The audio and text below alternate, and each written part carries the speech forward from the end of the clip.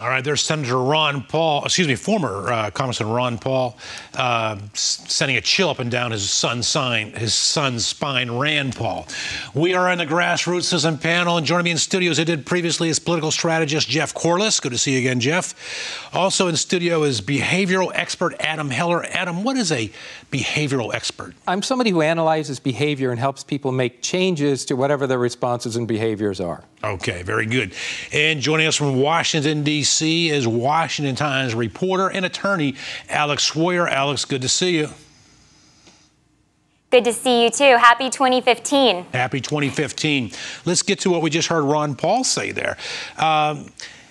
Jeff Corliss, basically Ron Paul is saying that our actions around the world have invited the retaliation, have invited the violence of radical Islam. I think the guy is nuts on this. Radical Islam hates us because of who we are. Robert F. Kennedy was shot and killed in the 60s, not because of our policies towards Iraq or Iran.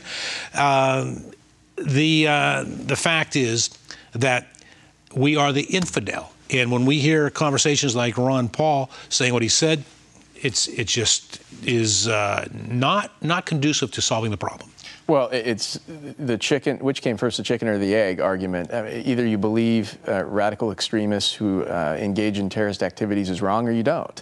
And so either America is right and they are wrong, or the other way around. And I think we all know the right answer to that question.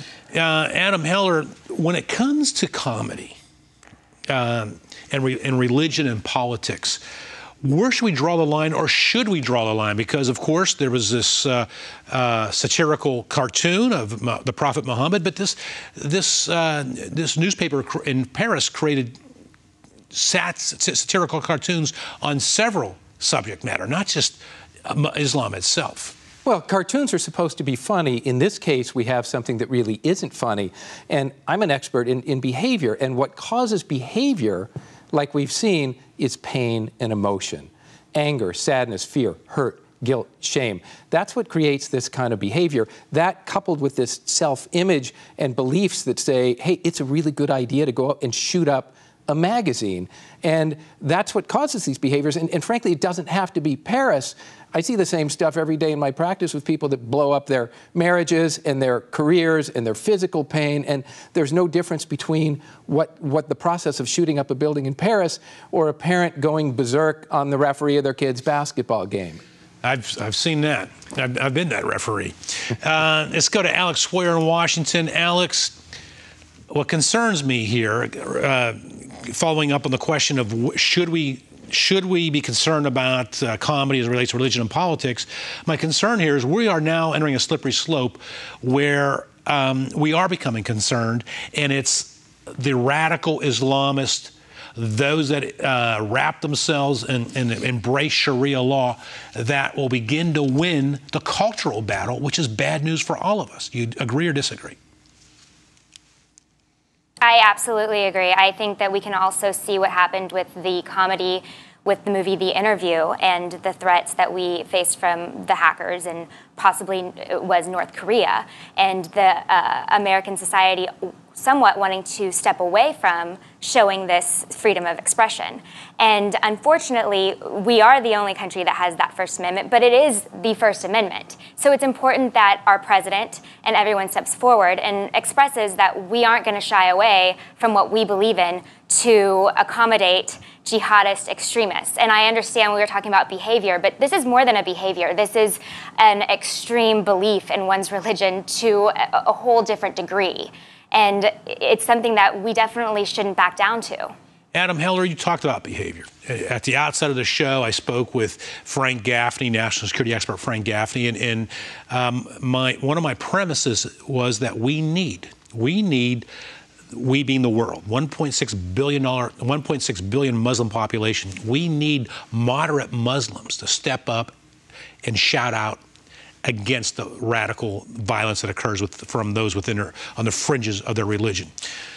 Senator Lindsey Graham said that this is how the KKK was shut down, that with its radical, violent behavior is that those people in the South stood up and spoke out against it in growing numbers. And without moderate Muslims stepping up and speaking out against the behavior of radical extremists, the war against the radicals cannot be won.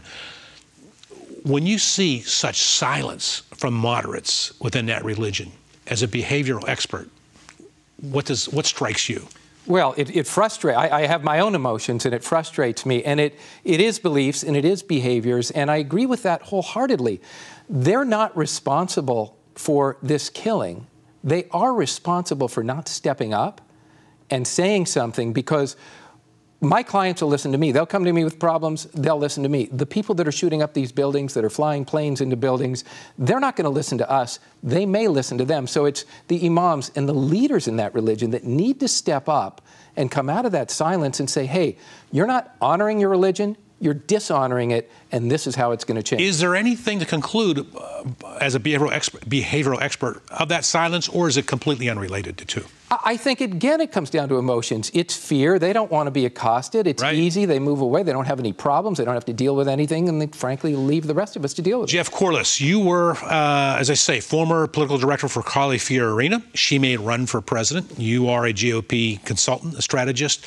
This seems like an important issue for a 2016 presidential candidate. Not the only issue, but an important issue to come out and speak out on it and articulate leadership on. Absolutely, it does. It really actually puts a bigger focus on the immigration issue, because who's crossing our border in the south and in the north? We need to know. We saw what happened in Paris, and that was a direct tie to a failure of their immigration system and how they're reviewing people entering their country. The person that, one of the people that committed the acts, traveled to Syria and was detained. So their systems failed. Immigration, yes. Immigration, yes. But I believe there's a whole other component to that. And we'll get to that component on the other side of this break. And as we go to the break, the Michael Brown case continues to reverberate. Hear how the ACLU has involved itself. We'll have that next. But first, Conan O'Brien last night bottom lines the Paris tragedy from the edge of America. I'm Rick Amato. Back after this. This story really hits home for anyone who day in and day out mocks political, social, and religious figures. In this country, we just take it for granted that it's our right to poke fun at the untouchable or the sacred. But today's tragedy in Paris reminds us very viscerally that it's a right some people are inexplicably forced to die for. So it is very important tonight that I express that everybody who works at our comedy show, and believe it or not, this is a comedy show, that's what we're trying to do here, all of us are terribly sad for the families of those victims, for the people of France, and for anyone in the world tonight who now has to think twice before making a joke. It's not the way it's supposed to be. Welcome back, everybody. We continue with our grassroots citizen panel. Before the break, we were talking about the fact that the freedom of speech the war on freedom of speech is being lost anytime we limit our speech to capitulate to radical Islam. And Jeff Corliss, GOP political consultant, I asked you, what can we expect? What should we expect to see from a real leader in the 2016 presidential campaign from the Republican side of things to articulate on this? You chose immigration as an issue. I want to take it a different angle. What about the idea that if you speak out against those who mean us harm, if their color is non-Caucasian, you get labeled as a racist. You get labeled as intolerant. In Germany, 15,000 citizens, non-radical, took to the streets last month and spoke out and protested against radical Islam, and they were labeled as Nazis. That's a dangerous sign and it's part of the narrative of political correctness in America. I want to see, I don't care if it's Republican or Democrat, but you're a GOP strategist. I want to see a Republican presidential candidate address that square on. What sort of message should we see? I mean, I can't imagine Ronald Reagan not taking that straight on in a positive way. Well, I think that a successful presidential candidate in 2016 will find a way to highlight that our country cannot pick and choose which issues we're going to defend. And we've seen that from the current president. He picks and chooses. And we need, every time someone speaks out and exercises their First Amendment rights, that it's defended and that our country stands by that person or those people or those groups, even if the policy is not something they agree with. It's, in general, it's about supporting the First Amendment rights of those individuals. All right, let's go to our behavioral expert, Adam Heller. Adam, as you said, as I said, I want to see a leader hit that issue straight on, not cower and be afraid of political correctness. At the same time, it's got to be said in a way that's inclusive, includes all Americans, does not pit us against them. How should a leader, Republican or Democrat, who wants to run for president in 2016, how should an expert, not an expert, a candidate, articulate that message? Well, there's no question freedom is freedom, and you're right, it is in the way I teach persuasion. So this is all about persuading people, and it's engaging people in their model of the world. So the way you do it is there are two kinds of it's motivation. There are two kinds of motivation. Some of us are toward, away, carrot, stick. So the bottom line is to lay out any program in a way that will take us away from the pain of not doing that and towards the yummy feeling of doing that. And it's just laying it out in a way that we all get the benefit that we want from it. Left, right, doesn't matter. It's just about laying it out and explaining it in a way that people can accept it. Alex Sawyer, do you think we might see that in 2016 from a presidential candidate? I am not optimistic. I want to be wrong. I want to be wrong. I am not optimistic. We're going to see a strong, bold leader from the Republican Party come out and say radical Islam is wrong. Here is why, and here's why it's a danger to all Americans, and here's what we should do about it.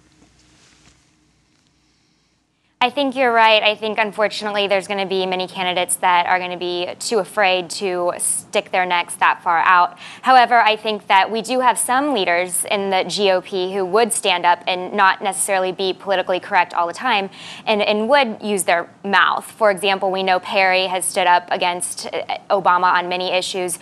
I actually think even Chris Christie might be more vocal than some of the other potential candidates that we've seen. I'm wondering if Jeb Bush might be a little bit more hesitant, seeing that he's also following in his brother's footsteps if he does run.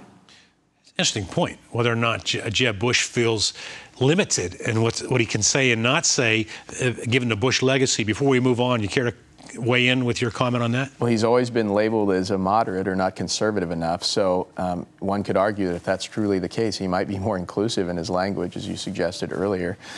Okay, we'll see what happens, maybe. Maybe. All right, you mentioned illegal immigration earlier, or immigration.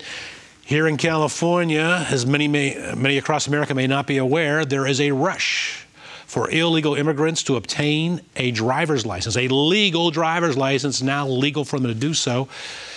Should we be concerned about this from a security standpoint? Absolutely, and if you look at California's laws, they're relaxing their public safety laws as well. So who's really doing the vetting? How thorough are we being in our vetting of the people who apply for a driver's license? We're issuing them a government ID that looks similar. I've seen a picture of it. It looks similar to the driver's license of a U.S. citizen.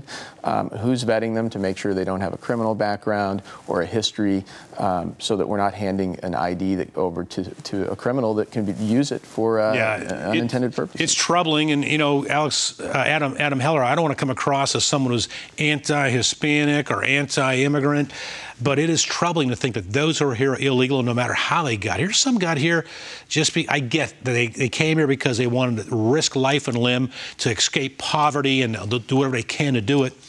But it's a much more dangerous world than the simplicity of that. And I'm concerned about those here illegally being legitimized.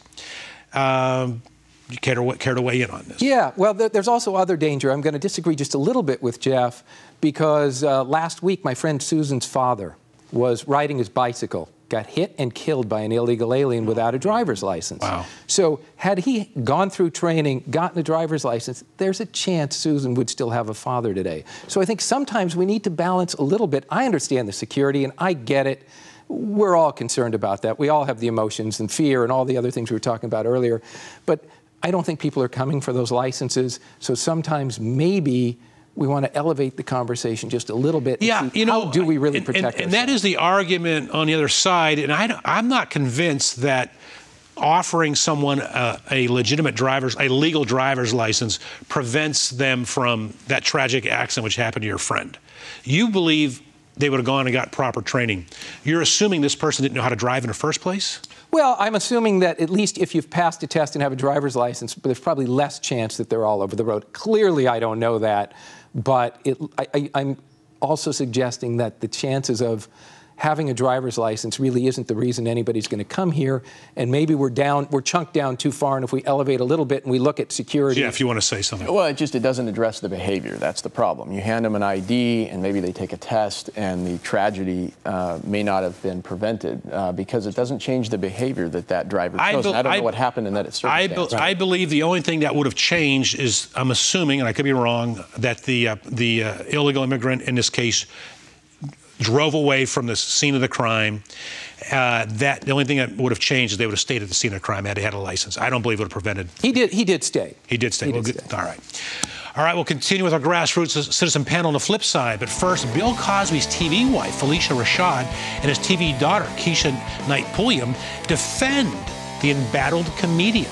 Which story are you buying? Back after this. Stay with me from the Edge of America. Don't go anywhere. Forget these women. What you're seeing is the destruction of a legacy. Rashad went on to say someone is determined to keep Bill Cosby off TV, and it's worked. All his contracts have been canceled. Rashad is the second member of Cosby's sitcom family to speak out this week. His former TV daughter, Keisha Knight Pulliam, defended him on Today. I have to ask you, what do you make of those allegations? What I can say is this: I wasn't there. No one was there except for the two people to know exactly what happened. All I can speak to is the man that I know and I love. The fact that he has been such an example, and you can't take away from the great that he has done. All right, welcome back, everybody. We continue with our grassroots citizen panel. An interesting topic, one which we touched upon yesterday, and we'll continue with it today. The state of Texas, the Lone Star State, represents 50% of all economic growth in America. And now we are seeing a large exodus of citizens from the Northeast and from California to Texas. Now, Alex Sawyer, I believe you're a Katy, Texas native, if I'm not mistaken. Why is it? Absolutely, yeah. All right. So why is it that if the red state of Texas, if red states are so bad and so evil and so this and that, people are leaving blue states to go to red states to get jobs, and including right here in the blue state of California? I guess Republican conservative fiscal values are just really, really rotten. They're terrible, aren't they? I think that you have a lot of the people in the Northeast and on the left saying that you see the influx to the South because of the weather. But, you know, it was 27 degrees in Katy today, so it's, you know, not too much warmer there than it was here this past week. But I think what is more important to put a highlighter on is the fact that Texas doesn't have state income tax. You see people literally being taxed out of the Northeast. And so that's why you see people going to Texas. Jeff Corliss, I am not buying this idea that these folks are saying, we're going there because of the weather. They may be saying that, but that's not why they're going. They're going because there's no state income tax. But more importantly, they're going because there's jobs.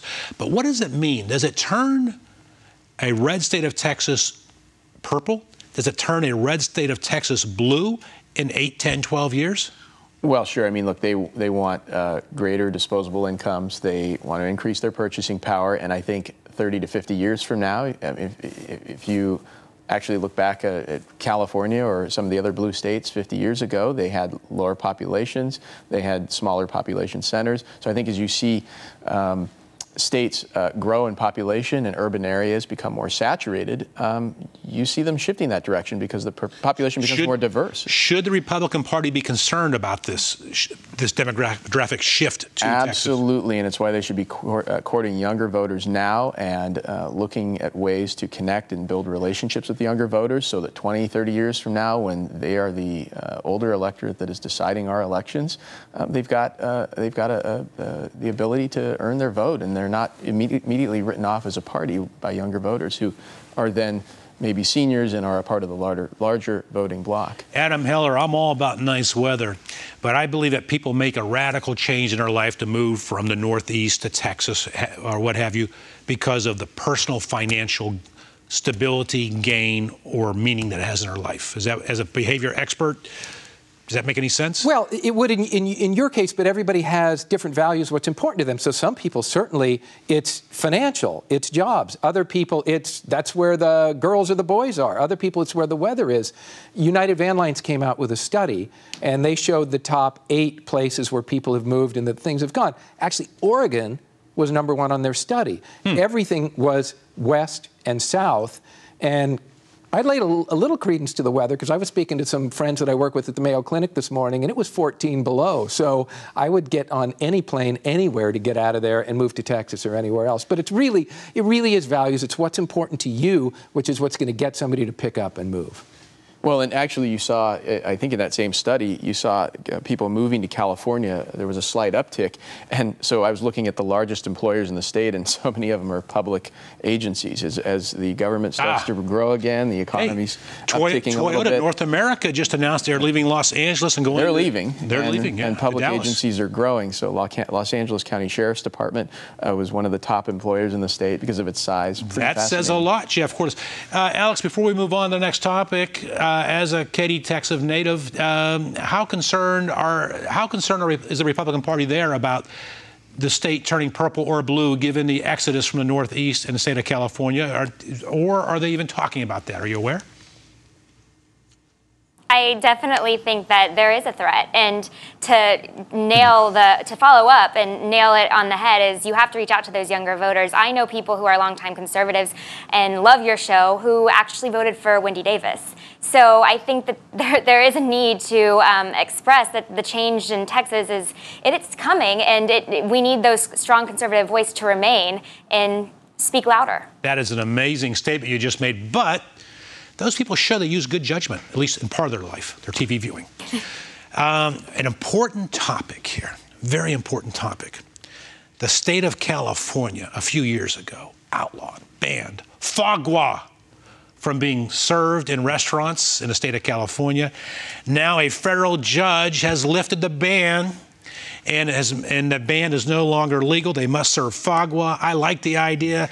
Adam Heller, what is the world coming to? We can now eat foie gras in California. It means I don't have to go all the way to Montreal to get good foie gras, and I'm on the fence. I love foie gras. I'll eat it.